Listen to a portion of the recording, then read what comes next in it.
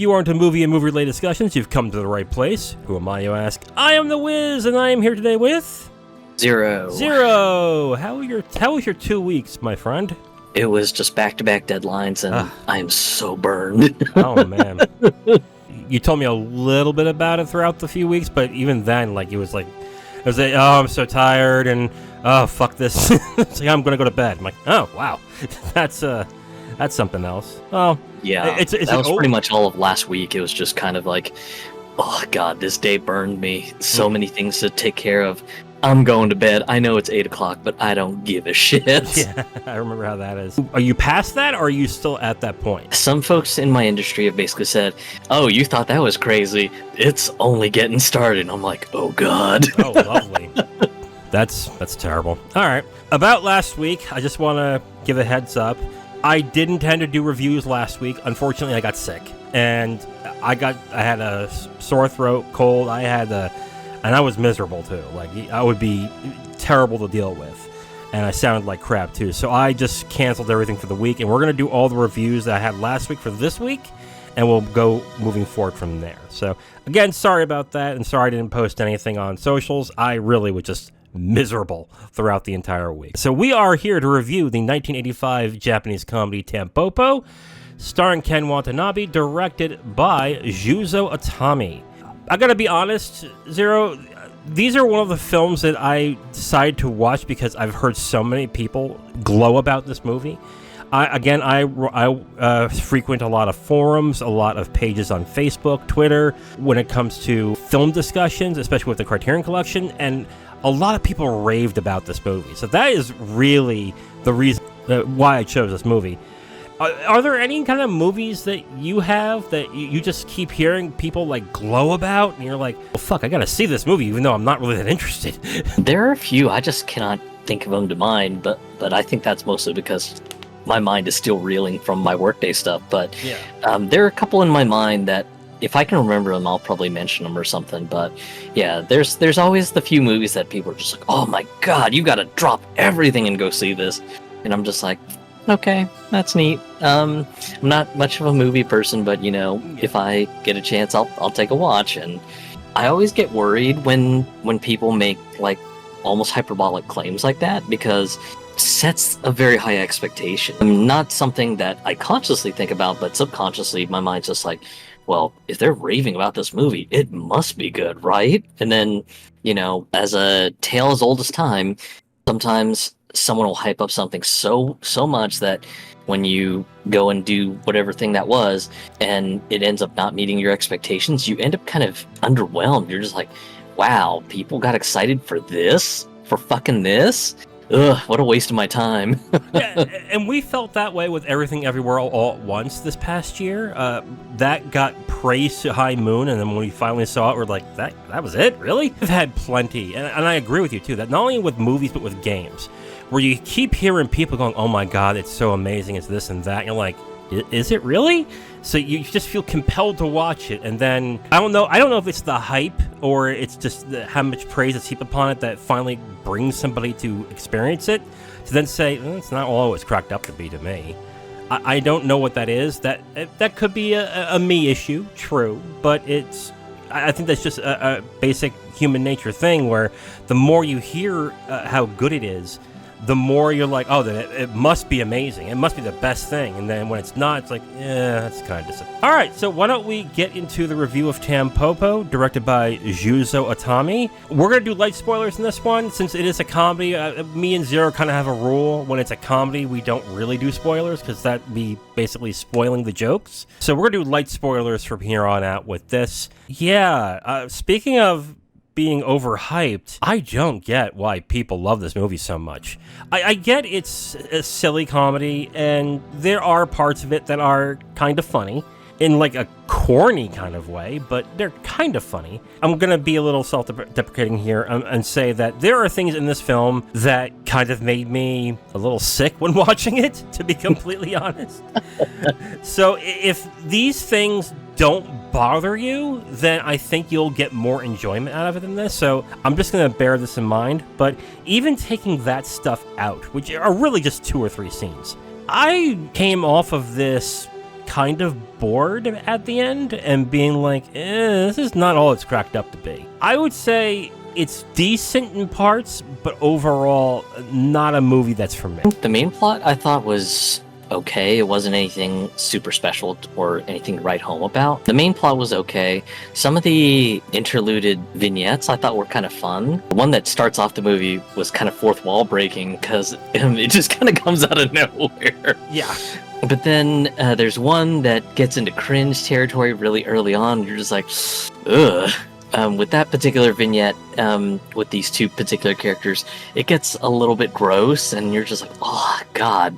This is a little bit hard to watch because it's kind of gross. Yeah. Like, what we're talking about here is this couple who regularly have sex or sexual intercourse or some kind of sexual, I guess, behavior, but they implement food at every time that they have these things. So, in one example, they make out with an uncooked egg, essentially. And, the yolk in particular. Yeah. And at that point, I watched it, and within like a few seconds, I gagged. Because like, oh, God! And I had to look away. But if you can handle that stuff, then okay, that's fine. But I just sat there going, ew, what the hell is this? But again, that's like, I guess, 3 scenes in this movie. The man in the white suit and his lover, essentially.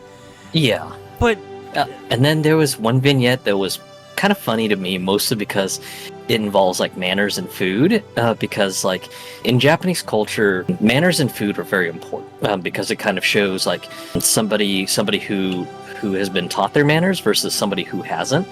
That particular vignette I thought was fucking hilarious. I thought that was a cute vignette. I thought that was pretty funny. I guess my issue with this movie is that the vignettes seem to be where I think a lot of people seem to say why Tampopo is actually a really good movie. And it's those vignettes where I kind of sat there being like, okay, whatever. They're fine, I guess. Or in some instances, I really question as to why they were there in the first place. I don't know if it's just me as I get older now, but I'm starting to get to a point where I guess sex, to a certain extent, just to have it in there seems to be like a non-starter for me. It's like, is that really necessary? I don't mind movies where it is necessary, where it's vital to the plot, or something along those lines, or they do something with it that is interesting. But for most part, with most movies that I have seen, I would say maybe not recently, but more movies I've seen recently that we've watched here, is where sex scenes seem to come off as, well, here's some nudity, bye. Like, why is that necessary? But I'm gonna guess too, there's gonna be people who are seeing those scenes go, those are the best scenes of the movie.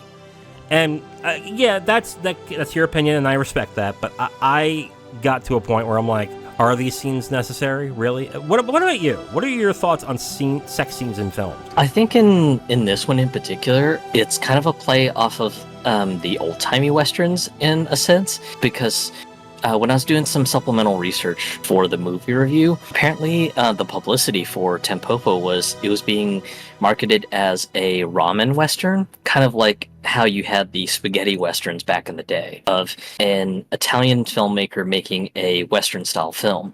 But in the sense of this movie being called a ramen western, it's western movie style tropes, but in a Japanese setting. And it's not really limited by time period or anything. So I think the sex scenes, while just awkward and almost kind of cringe and shoehorned in, I think it was sort of Itami-san's way of kind of playing off of the salacious romantic scenes in westerns. That's really my only guess. If that's true or not, I've got no idea. You know, my experience with westerns is pretty limited. I've seen probably some of the big ones by John Ford and Sergio Leone. I haven't seen a lot of the spaghetti westerns. I haven't seen a lot of the other westerns. So again, I'm limited when it comes to my knowledge of this. When I chose the movies for this past week, I deliberately did westerns because I read on Google this was a comedy western. I'm like, I didn't know this was a western. Okay, awesome. I want to watch more westerns now. At the end of this movie, I was like, except for like some tangible aspects, I do not see how this is a western, like at all. I mean, maybe with like the scenes of Goro fighting multiple people in certain aspects, or the fight scenes in that, maybe that's Western-esque. I think that's a real stretch to call this a Western. But again, maybe someone can point out, well, actually, since you're not really that well versed in Westerns, here is why. Then I will gladly hear it. From the limited experience I've had with them, I just could not see how this could be considered a Western. Comedy, yes. I definitely see how this is a comedy, but not a Western, really. Performances are okay. Yeah, overall the cast was okay. I mean, Yeah. no one really stood out in my opinion, but I mean, maybe that's just me. Habuko Miyamoto is not bad as Tampopo. I mean, she's likable, cute, like that I didn't mind her so much. I actually did not like Ken Watanabe as much as I would have thought. And he plays Gun, not Goro. Sorry. Nothing really elicited that much of a reaction to me. And not even just like, oh, this is so unfunny. Or I didn't even get one of those either. I got kind of like, oh, okay, I see how that could be funny. Like, that's as much as I got out of this movie. I guess we should get into the plot, really. Gun, who's played by Ken Watanabe, is a milk truck driver who stops by at a ramen shop that is run by Tampopo and basically helps her try to improve the shop to get more business. I think that plot is fine. Is okay as it is, it's not engaging enough for me to actually want to really experience more of the film. And I guess that is why they had the vignettes there, to do these awkward, like, funny comedic things. And there's only, like, maybe 2 that I can think of that I actually reacted positively to, and one where I'm like, what was the point of this? And, like, the vignettes, to a certain extent, was like, it just seemed like filler to me. Some of the vignettes were kind of funny. Some of them were kind of on the morose side, and yeah, they're kind of all over the place. I didn't really care much for the sexual exploration one. That got a little cringe at some points. Yeah, oh man. I will say this. If you are not bothered by that stuff, and I know a good amount of people are not, and they'll think of us as prudish or whatever, whatever, I don't care. If you're not bothered by that, I can see why some people might find this funny. And I think that's where I have a hard time calling this a bad movie, because I don't find it funny. But I can definitely see where some people would actually find enjoyment in this movie. Like, I'm not surprised people love this movie. It just is not for me with what it's doing. I think it's an all-right movie, but some of the vignettes kind of hit the mark, and then some of them get into cringe territory, and then some of them are a little bit on the morose side, and it just kind of gives a vibe that this movie's sort of all over the place. But I think that was kind of the point, though. Yeah, and I mean, and I get that. I mean, that okay. That is kind of, that seems to be sort of in line with some of the themes of Western movies, where they're just kind of vignettes peppered all over the main plot and everything. So I guess to me, I didn't really jive with it too much, because it was just like, wow, this is so jumpy. You're going from like main plot, oh hey, by the way, here's a vignette that takes place in possibly another part of town or something, and then it transitions back to the main plot, and then you've got maybe another vignette that's maybe adjacent to where the main plot's taking place. It's just so jumpy with it. So, yeah. But maybe that's a me thing, that I would have liked a little bit more smoother transitions, but maybe that was kind of the style that they were going for. Or like a connection. Like, I think if there were connections between all these characters, I think I would have gotten more into those vignettes, but since they all seem kind of like separated out from each other, is where I was kind of like, I don't really understand why they're doing all this. I would have liked more of a connection, but there are just some that I think would have benefited for having a connection to the main plot. I think that might have helped with me at least a little bit on this. I read somewhere that people seem to think that this got inspiration from comic books and stuff like that. I don't know if it's too early for this to be inspired by anime, or if anime was inspired by this, but I definitely got some goofy ass anime vibes from this movie. I think that may be kind of a stretch, in my opinion. Okay, that's especially with the fact that it seems very much spaghetti western inspired to a sense. So, in my opinion, I think that might be sort of reaching, but that's purely my opinion on the matter. Could it be the setting that caused that with me? I'm not entirely sure. Like, that could definitely be it, especially since it's a more contemporary setting versus an actual Western setting. Yeah, I'm actually thinking about that now, and I think anime, you're probably right. It's probably the wrong thing to really come across. It had this really weird vibe to it that, again, if it clicks with you, it clicks, but it just didn't. I just can't really grasp as to what it is that did not grab me when I was watching this movie. Other than I just didn't think a lot of it was that funny, to be absolutely honest. I guess really the question I would have is, what are people seeing in this? This is one of these movies where I really want to talk to somebody and have an in-depth conversation as to what exactly did they see in this that makes them react so strongly to it. This is a definite conversation movie where I would really have to sit down with somebody and go, why did you like this? Please help me understand.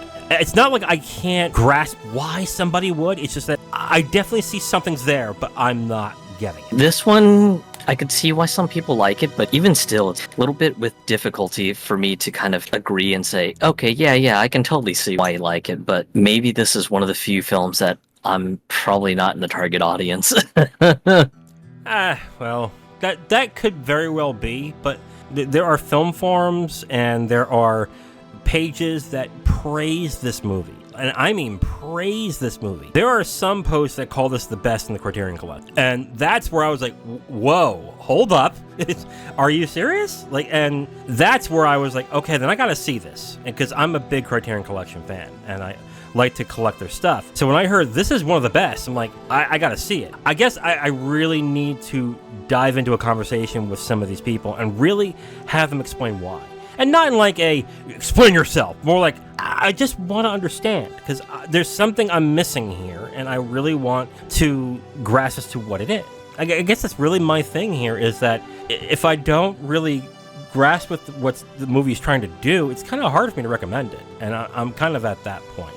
I thought with the main plot being alright, and the vignettes just being all over the place, either some being alright, morose, cringe, actually kind of funny, it's just hard for me to feel comfortable to recommend this to everyone. I would say that there might be a very limited span of people I could recommend this to, but yeah, it's not something that I could just go, oh yeah, just everyone's got to go make time and watch this. Yeah, I kind of have to agree with you there. It's not a movie where I would actually sit there with somebody and go, don't bother, just don't bother. It would be something like, this is a bad example, it'll be kind of like Jeanne Dielman, if you are a big movie buff. Jeanne Dielman, whether you love it or hate it, I think is something that if you are really into movies, you have to see. I don't know if I would go that far with Tampopo, but if you are into weird movies and you haven't seen it, I think I would say to a person like that, you should see it. But if you aren't into weird, off-kilter, kind of gross kind of comedy, that's where I'm like, no, don't. But I think in that end, I would say, if you are into weird, different, strange movies, I would definitely give it a shot. I don't know if they would love it or hate it, but I would think they would get a little out of it and go, huh, okay, that's interesting.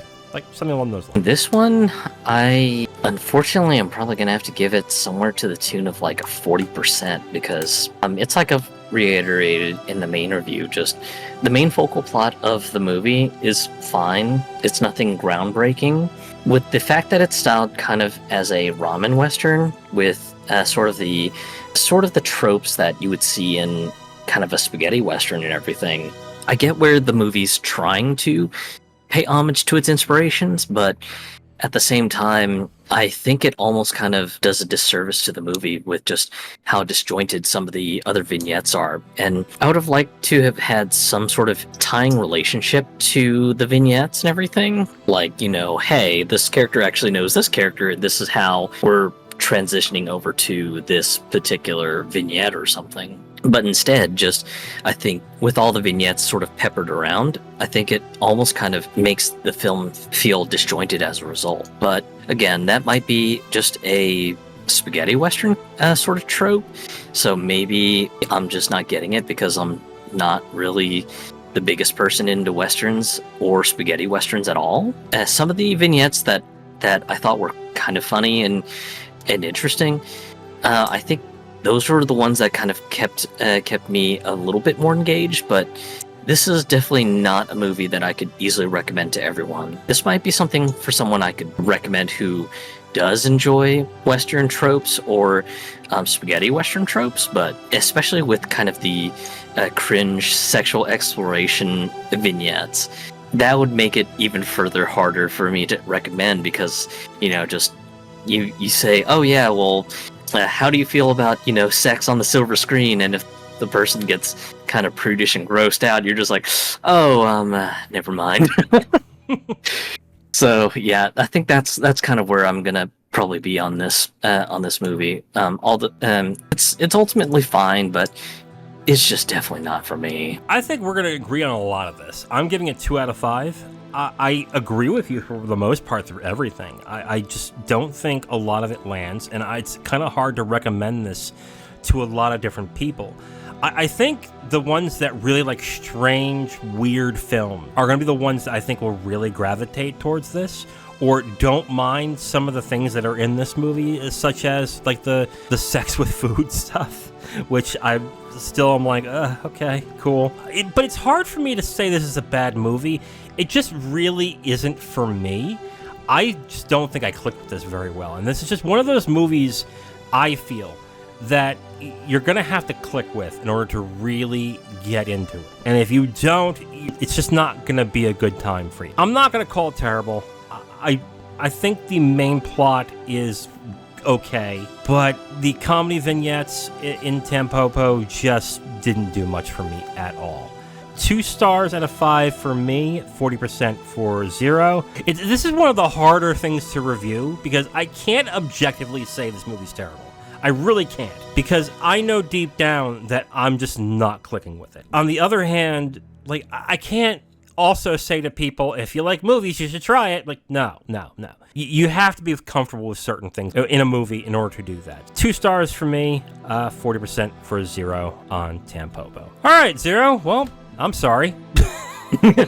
So next week, we are going to do some documentaries, and I decided basically what we're doing for the documentaries for next week. So, Zero, what are we watching next week? It is For All Mankind, the documentary from 1989. Yes. This is considered one of the best documentaries out there. It's about the moon landing, I believe. Correct? I believe so. Yeah. Yes, it's about the journey to the moon. It's a short documentary, but I've heard nothing but great things about this. Until then, I am The Wiz. And I'm Zero. And we'll talk to you next time. Bye.